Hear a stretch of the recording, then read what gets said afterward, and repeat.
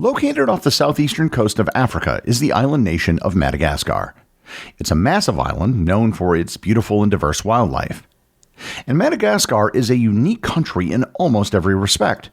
Geographically isolated from the rest of Africa, it has a history, people, and language which is unlike those of every other nation on the continent. Learn more about Madagascar, its fascinating history, and what makes the country unique on this episode of Everything Everywhere Daily.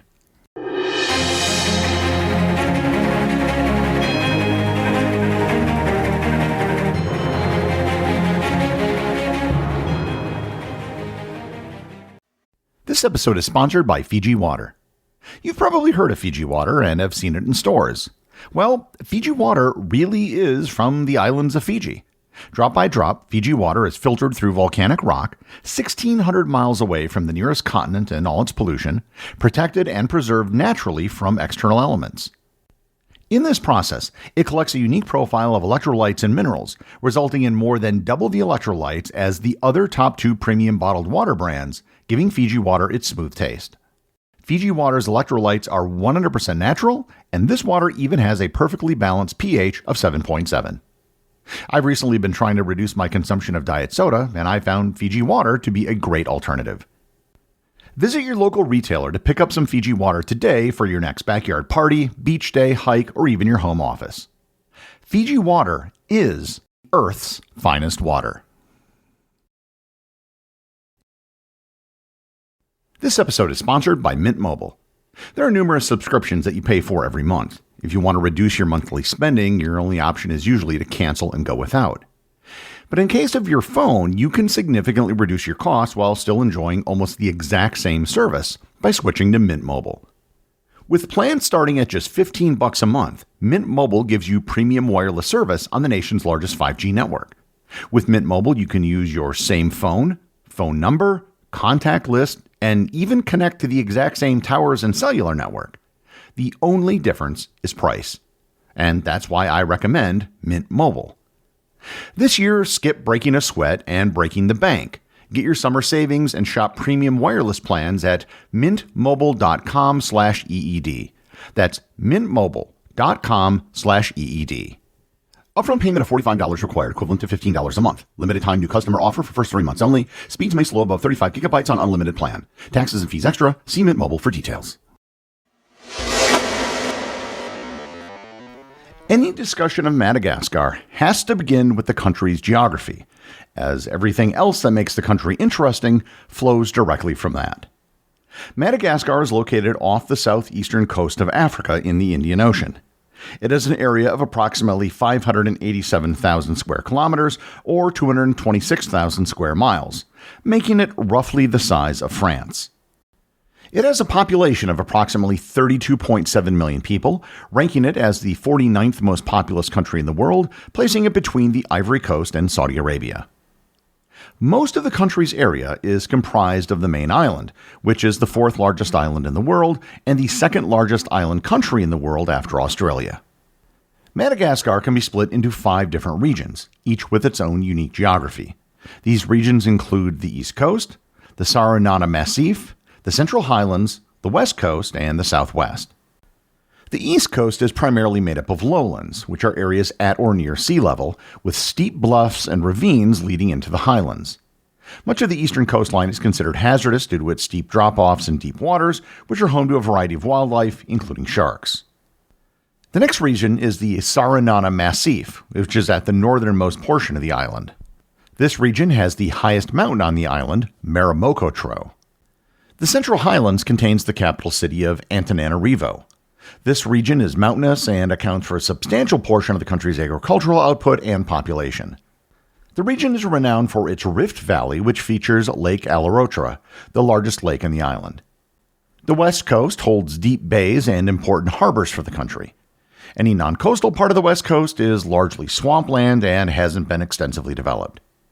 The final region is the Southwest, which is a plateau and a desert. While the country is viewed as being tropical, its climate can vary. The coastline is tropical, but the center of the island is more temperate and the south is very dry.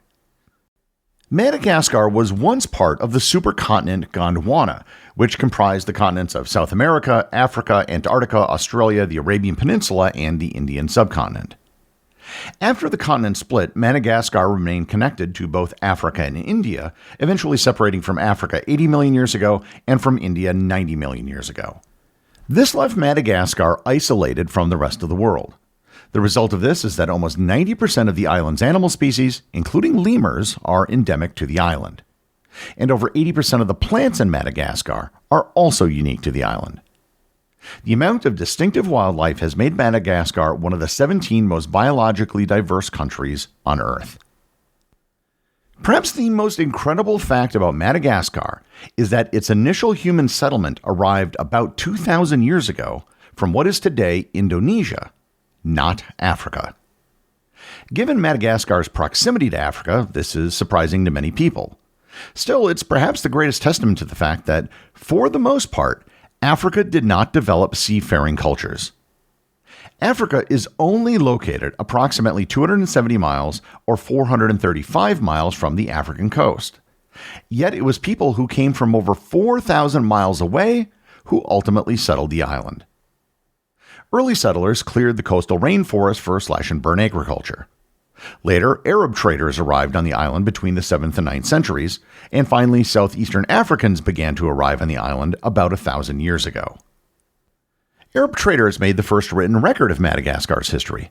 Some of them would stay on the island, but they rarely traveled to the interior. The island was used as a slave trade hub, where Arabs would buy slaves from the island and sell them to buyers in the Indian Ocean.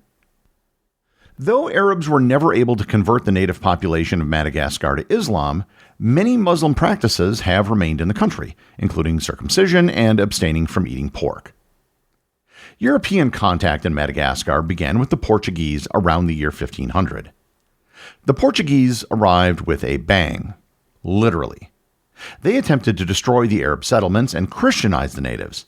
However, this effort failed when the native population massacred the missionaries. Later, in 1548, they again attempted to settle in Madagascar and were again slaughtered by the native population. The Portuguese didn't make inroads until 1613, when the son of King Andry Andromaca established relations with the Europeans after being taken hostage. The king agreed to send his son to receive a Western education and allowed the Portuguese to build a church, thereby initiating the process of evangelization. When the king's son returned, he had hoped to create an alliance with the Portuguese and the native Malagasy people and spread Christianity. However, this process failed as many of the native people were not welcome in Portuguese settlements.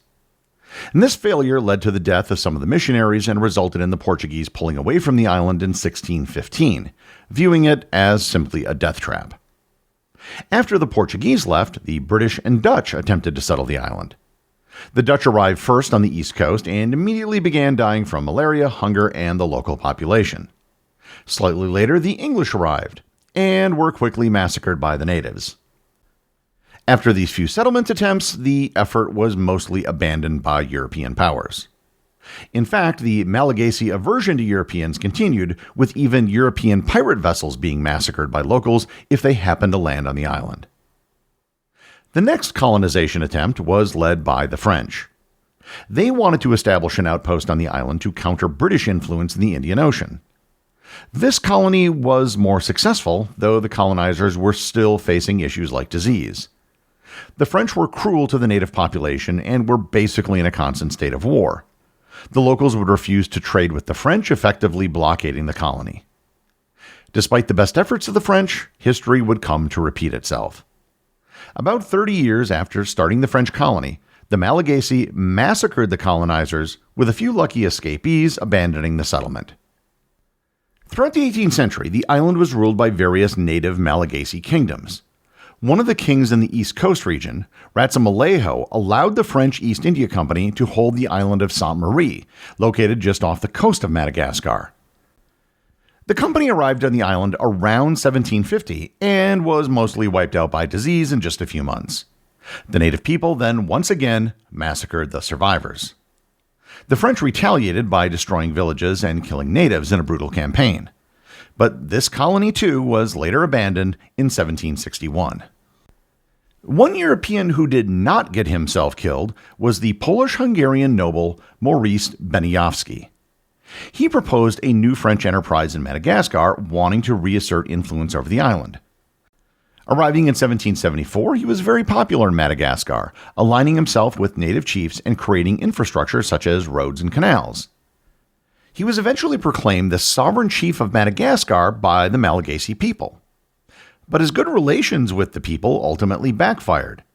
When he returned to France to present the people's submission to the King of France, he wasn't trusted by the French, and therefore was unable to forge any alliances. Beniowski returned to Madagascar and was immediately welcomed there. He then proclaimed himself to be the King of Madagascar and started to consolidate power across the island. However, the French were then threatened by this and sent in a military team, and they killed him in 1787. Afterward, the island fell under the control of the Merina Kingdom. An initially smaller kingdom from the highlands, they would be the group to unify the country at the beginning of the 19th century, and this eventually also became known as the Kingdom of Madagascar. This can mainly be attributed to the efforts of King Radama I, who struck a deal with the British to abolish the lucrative slave trade, which was being conducted by the French in exchange for British aid.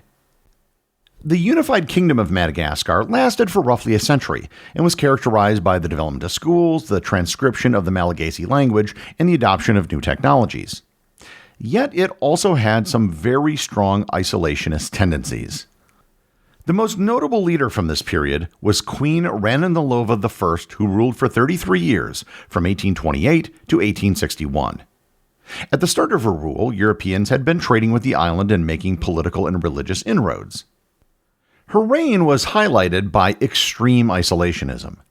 Determined to keep European influence at bay, she expelled nearly all missionaries, banned Christian worship and education, and had those who refused to renounce their faith tortured or executed. Her ruthless internal purges led to the population of Madagascar dropping by half in just the first 6 years of her reign. And as such, she was given the name the Mad Queen of Madagascar. In 1883, the French, angered by their diminished control over the region, invaded in the First Franco-Hova War, which resulted in part of the island's northern coast being ceded to France. Later, when the continent of Africa was being divided by European powers at the Berlin Conference in 1884, control of Madagascar was given to France. The country was officially named a French colony, but as you can probably guess from its history, that didn't sit very well with the native population. To force the people into submission, parts of the island were militarily occupied.